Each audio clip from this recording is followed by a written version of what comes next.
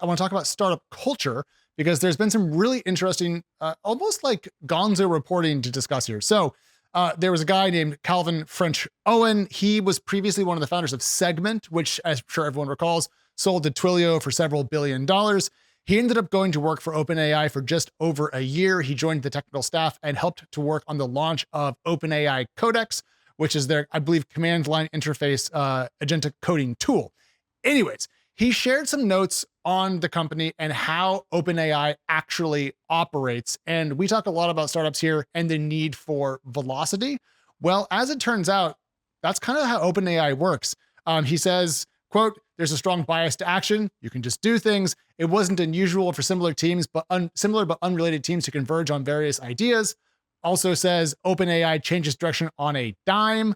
And so as he discusses this company, it really does feel like a firm that has scaled up in human terms, but has managed to retain a research-driven, engineering-led, nimble posture to its market, which struck me as a real feat, because most companies, in my experience, become big companies in small suits pretty quickly with layers of management and, tiered meetings and all of that. OpenAI still seems a little bit punk rock. And I was just kind of blown away by that. So I'm curious, Jason, for founders out there, what's your advice for fostering a collaborative but fast moving culture and then defending that as you grow?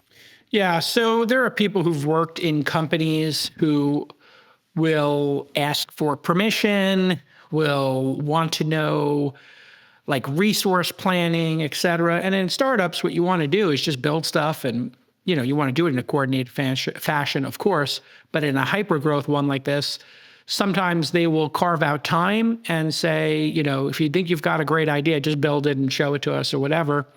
And Google actually incorporated that into their culture with 20% time, something they don't talk about anymore. All these philosophies can work. Philosophy is another way to say culture.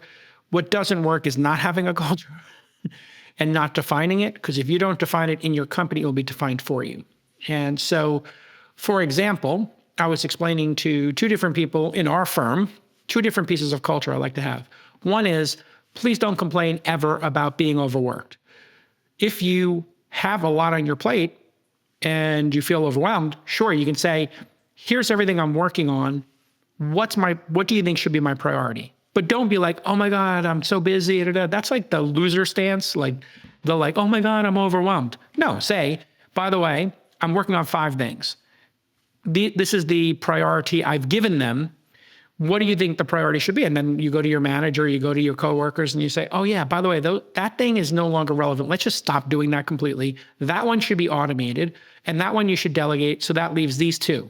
That's actually the culture I like to have, which is never complain. Oh my God, like, oh, I'm overwhelmed and you're asking me to do too much. That's like a union kind of representative, like it's not my job, all that kind of stuff. No, it should be, here's what I'm working on.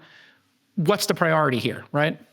Then the next piece, I think, is always presenting full information as transparently as possible and anticipating the next 2 or 3 questions. So when I train people, I'm like, present the full case. So many times people are like, we have a founder who asked about X.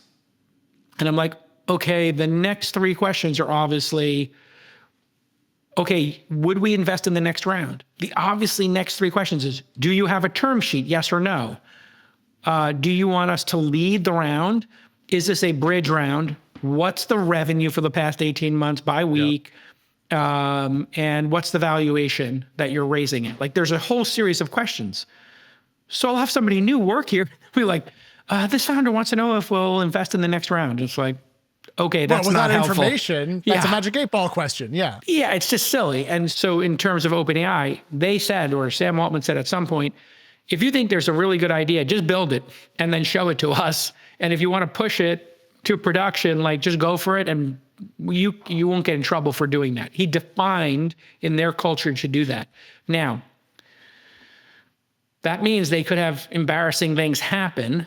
So you have to have a backstop, and the backstop is the red team making sure that, that would be the friction you would add. Okay, yeah, if you get there first and you want to launch something that I saw some language model had ingested all the SEC documents and you could ask questions against the SEC documents. If you wanted to launch that product, great. And if two people were competing to do it and index it, okay, it's not efficient, but who made the better product, right?